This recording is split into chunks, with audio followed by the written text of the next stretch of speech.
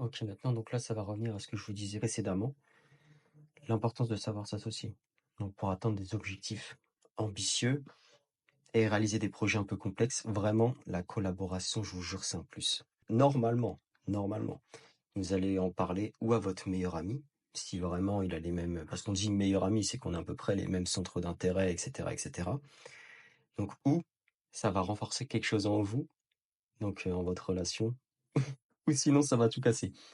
Pour ma part, ça a tout cassé.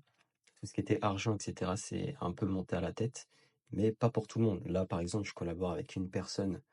De base, on n'est pas meilleurs amis, mais on s'entend extrêmement bien. Les tâches sont réalisées parfaitement. Donc franchement, l'importance de savoir s'associer, dites-vous, sans lui, il n'y a pas tout ça.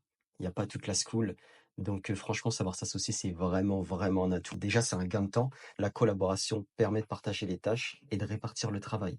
Et ça accélérera forcément votre réussite et vos premiers gains. Parce que si vous êtes tout seul à réaliser, parce que sur une school, il y a au moins une trentaine de tâches, vous allez mettre du temps. Vous allez mettre vraiment du temps. Tandis qu'à deux, je veux dire, vous en faites 15 et 15, c'est déjà plus rapide. Genre, vous divisez par deux la charge de travail. Ça, c'est vraiment important.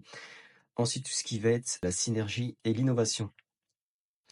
Quand on est plusieurs, dites-vous, on a deux cerveaux qui travaillent. Et ça, c'est vraiment important. Donc, tu as des bonnes idées, mais tu as aussi des mauvaises idées. Et lui, c'est la même chose. Donc, vous allez pouvoir créer une atmosphère vraiment beaucoup plus professionnelle et ça va être vraiment mieux. Après, avec qui s'associer, comme je vous ai dit, votre meilleur pote, ou ça passe ou ça casse, votre frère, votre sœur, ou une personne de votre entourage, en tout cas, qui a à peu près les mêmes valeurs que vous. Ce qui est important, c'est qu'il y ait des compétences complémentaires. Donc, faut pas qu'il y ait deux personnes, par exemple, je dis n'importe quoi. Enfin, c'est très bien, hein, mais faut pas qu'il y ait deux personnes qui parlent anglais. Faut pas que vous ayez, vous devez pas être un miroir. C'est pas lui sait faire ça, et vous exactement la même. Faut justement que vous ayez panel de compétences. Après, tout ce qui va être les objectifs partagés. Assurez-vous que votre partenaire partage vos valeurs et vos aspirations pour une collaboration harmonieuse. Faut que vous alliez vraiment dans la même direction. S'il y en a qui veut faire l'argent rapide, etc., et vous voyez plutôt une espèce de pérennité, déjà ça part un peu mal. Ça part un peu mal. Ensuite, tout ce qui va être confiance, oui, comme je vous ai dit, hein, je vais pas... Vous devez savoir à qui vous faites confiance, pas n'importe qui. Après, vous pouvez aussi trouver des personnes au sein de la school. Il va y avoir des membres qui vont arriver dans la school petit à petit. Mais je vous le conseille pas, parce que quand il y a de l'argent, on sait pas la personne en face comment elle va réagir. Donc ça, c'est un peu... Vous pouvez trouver quelqu'un, et comme je l'ai dit, ça passe ou ça casse. Mais c'est pas spécialement conseillé. Ce qui est bien aussi, c'est que vous pouvez diviser les tâches. Donc vous allez planifier vos tâches.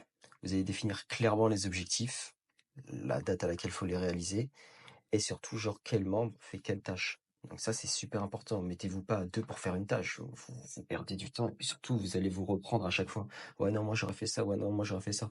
Ça sert à rien. Faites les tâches chacun dans votre coin et après, corrigez ensemble. Vous dites, ah, j'aurais plutôt rajouté ça à un moment quand tu parlais, etc.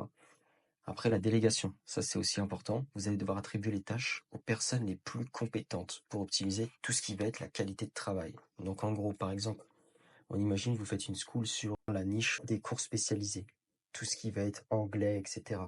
Si vous faites une niche sur les langues étrangères, par exemple, la personne qui parle le mieux anglais va devoir réaliser les scripts, va devoir parler. Ça va pas être l'autre personne, en fait, il faut que ça ait un peu de bon sens.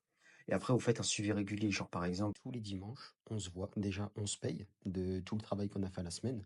Donc ça, c'est sur nos business en parallèle.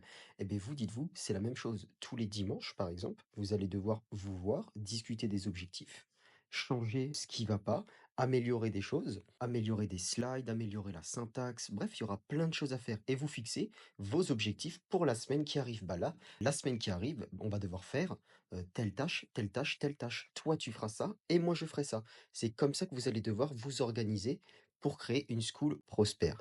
Donc du coup, pour ma part, j'ai fini pour le module savoir s'associer. On va attaquer le prochain.